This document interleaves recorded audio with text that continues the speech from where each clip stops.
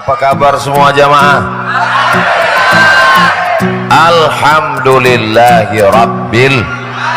Apapun yang terjadi dalam hidup ini, kita mengucapkan Alhamdulillah.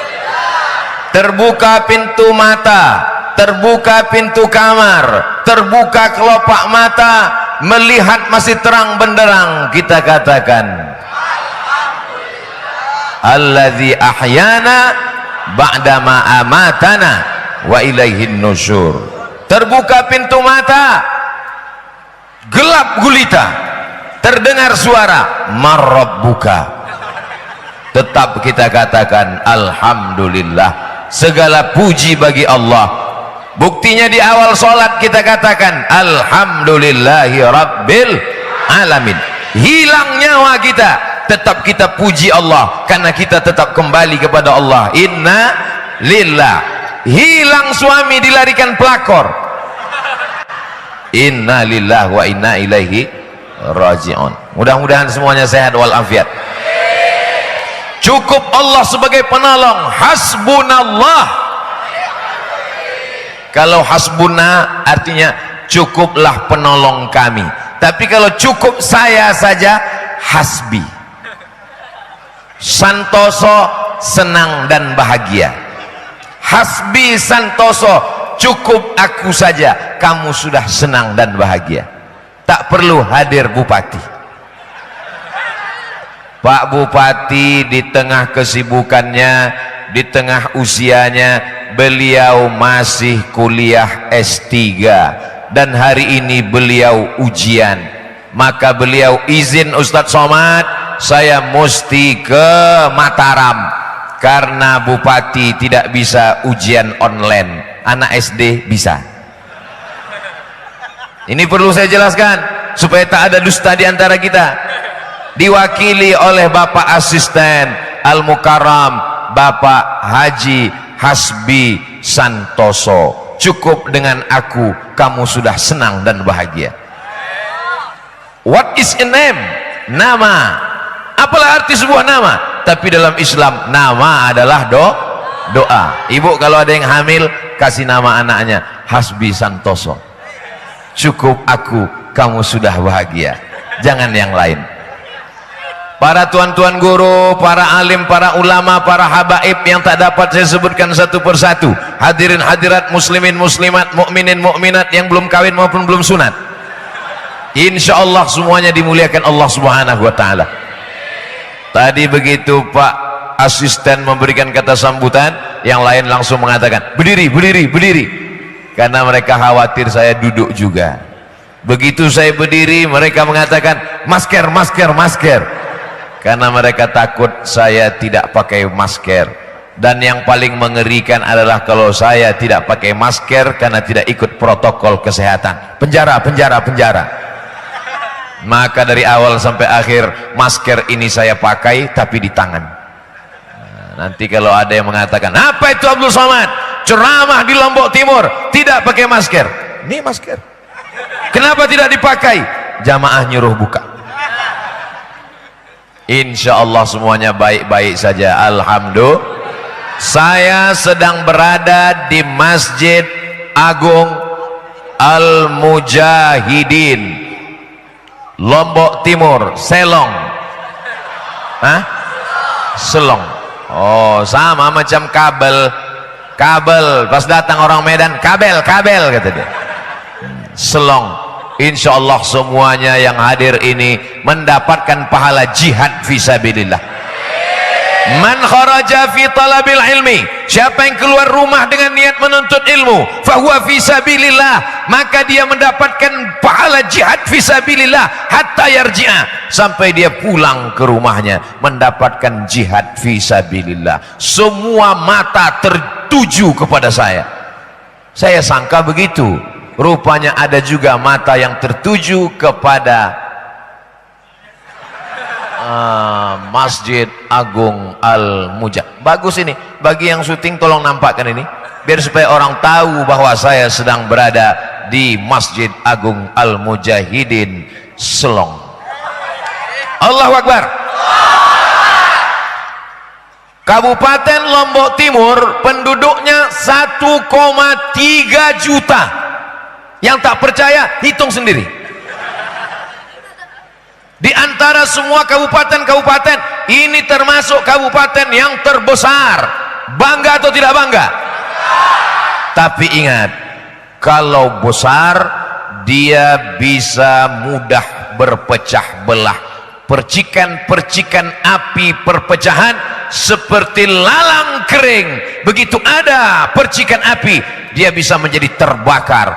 Maka kehadiran Abdul Somad mudah-mudahan tidak memperpecah belah jamaah.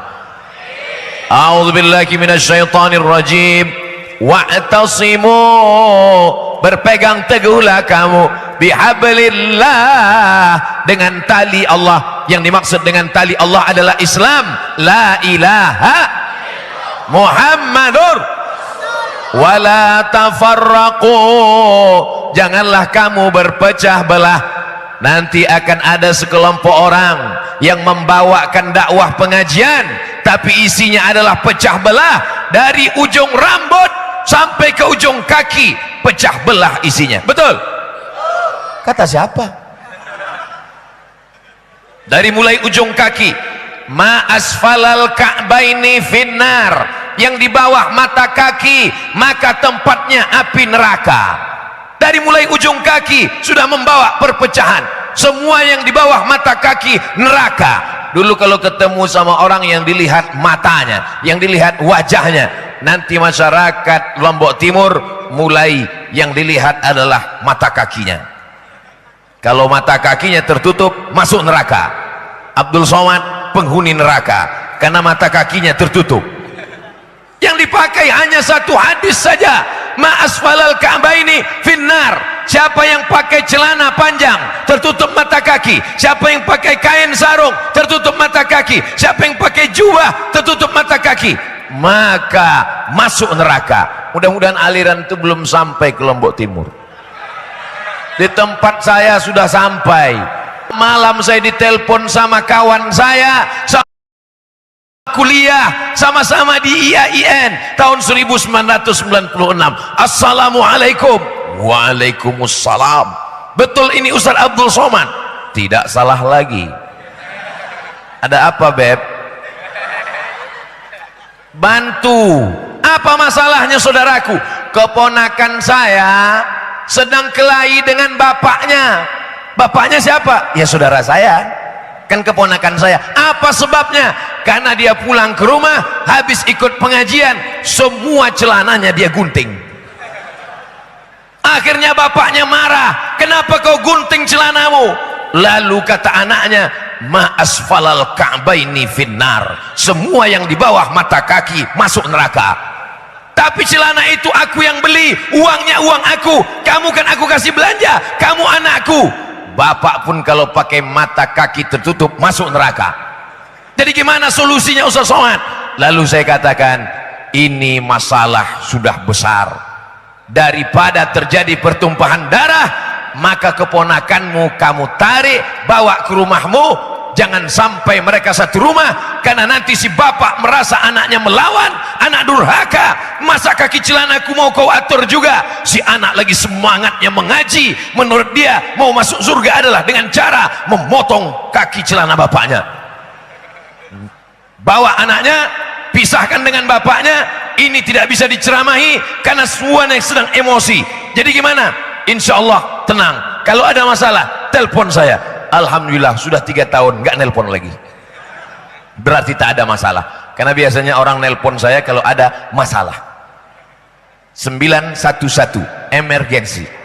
Saudaraku yang dimuliakan Allah Subhanahu wa taala, masalah kaki celana ini bukan masalah baru. Ini masalah sudah lama. Ada hadis lain yang menjelaskannya. Yang masuk neraka itu yang mana?